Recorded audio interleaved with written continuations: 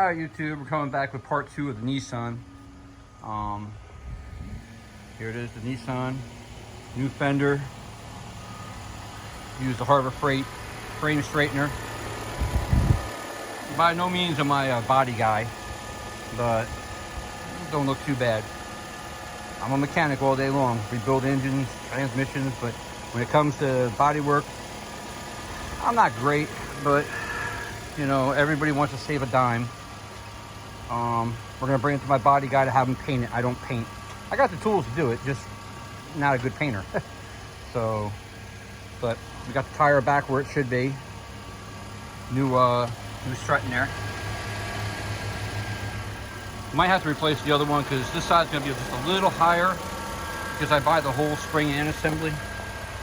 No, maybe not. If not, it's pretty close. I gotta just swap out the light bulbs because one light bulb is bad. I'm doing both of them because they're those HDI lights or halogen, I don't know. They're like really bright bulbs, so I'd rather do both of them at one shot.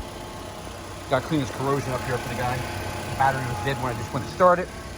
But let me know what you think in the comments. What about the body work?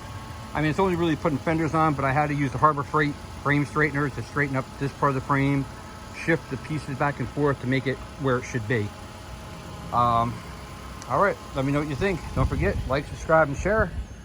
And I'll be posting up the Mustang progress on that probably in a few days. Oh yeah.